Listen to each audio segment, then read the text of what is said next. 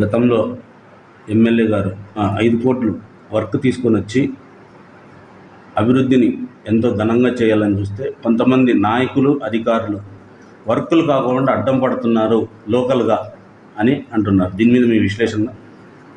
ఇప్పుడు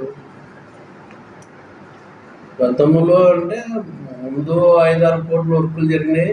రీసెంట్గా మళ్ళీ ఒక 2 months నుంచి రీసెంట్గా 2 నెలల క్రితం తీసుకొచ్చిన 5 కోట్ల వరకు ఎమ్మెల్యే గారు జగన్మోహన్ రెడ్డి దృష్టి తీసుకుపోయి, ముఖ్యమంత్రి దృష్టిపోయి పామిడి అన్న అభివృద్ధి జరగలేదు, చాలా వంకులు నీళ్లు వృధమయమైంది అని చెప్తే 10 కోట్లు అడిగితే కనీసం 5 కోట్లు నిధులు మంజూరు చేయించుకొని ఇచ్చాడు ఎమ్మెల్యే గారు. అది కూడా 2 నెలల నుంచి వర్కులు స్టార్ట్ అయినాయి, కాంట్రాక్టులు చేస్తున్నారు.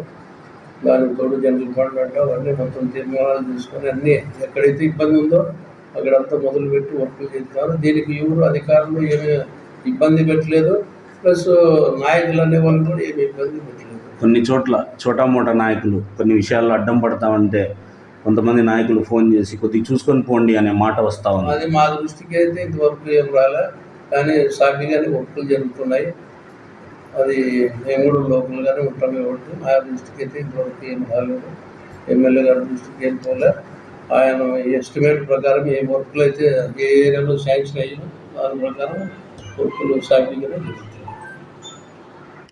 ఈరోజు 4 గంటలకు మన గౌరవ శాసనసభ్యులు ఎమ్మెల్యే గారు కొండాపురం గ్రామంలో ఆత్మీయ సమ్మేళనం కార్యక్రమం చేపట్టినాం. 4 గంటల తర్వాత 5:30-6 గంటలకు మళ్ళీ కొత్తపల్లి గ్రామంలో, అదేవిధంగా ఈవినింగ్ 7 గంటలకు